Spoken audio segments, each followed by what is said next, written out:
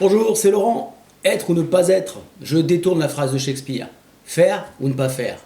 On connaît tous des moments de vie où on est bloqué, figé dans une situation compliquée. On a un projet et on stagne. C'est la différence entre j'y vais, je me lance, et j'y vais pas, je peux pas faire ça. C'est un statu quo désagréable et le cerveau bouillonne. Là, il s'agit de dépasser une ou plusieurs limites que l'on s'impose à soi-même et qui viennent de nos croyances en nous-mêmes. Liées à l'estime de soi, à nos valeurs, à l'éducation entre autres, ces croyances sont limitantes et elles réduisent notre champ des possibles. J'accompagne précisément pour ça, pour aider à avancer vers un objectif, un but, en dépassant les croyances limitantes, pour aider à oser. Un coaching peut aider à ce chemin fait d'étapes qui commence par savoir se fixer un objectif précis. Une première étape simple, ça peut consister au partage d'expériences. Et pour ça, Internet nous offre un vaste choix.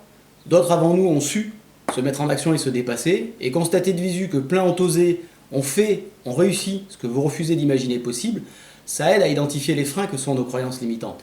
Et ces croyances, nous en avons tous. Elles sont si fortement ancrées au plus profond de nous-mêmes qu'elles finissent par nous convaincre que certaines choses nous sont impossibles. Et nous les entretenons même, pour justifier ce que nous n'osons pas faire. Une autre étape, c'est le choix de se dire simplement « c'est possible ». Le possible, c'est tout ce qui n'existe pas encore, ce que vous pouvez réaliser demain. Se dire « ce rêve, cet objectif, je veux le rendre réel ». En le projetant, vous le rendez possible parce que vous l'ébauchez concrètement. Les pensées et la réalité se dissocient pour ne plus se confondre. Ce n'est pas possible, ce n'est pas la réalité. Ce n'est qu'une réalité parmi d'autres. Songez au voyage à l'étranger. Au contact de personnes et de cultures différentes, nous découvrons d'autres façons d'agir, d'autres réalités, qui modifient nos regards et changent nos croyances. C'est bel et bien une extension du champ des possibles dont il est question. Et ça, c'est parce qu'à l'étranger, nous sortons de notre zone de confort, nous sommes hors du quotidien. Que nous en soyons conscients ou pas, notre quotidien familier est rempli de routines. Et ces routines sont devenues si simples et confortables que plus aucune d'entre elles ne nous effraie.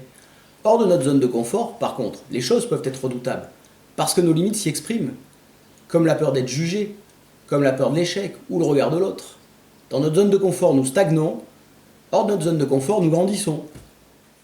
Le développement personnel, c'est une dynamique pour sortir de sa zone de confort, pour dépasser ses limites et s'ouvrir des horizons plus larges. Souvenez-vous, ils ne savaient pas que c'était impossible, alors ils l'ont fait. Si les étapes que je viens d'évoquer résonnent en vous, si vous avez envie de sortir de vos croyances pour vous sentir mieux, n'hésitez pas à me contacter pour un entretien d'exploration.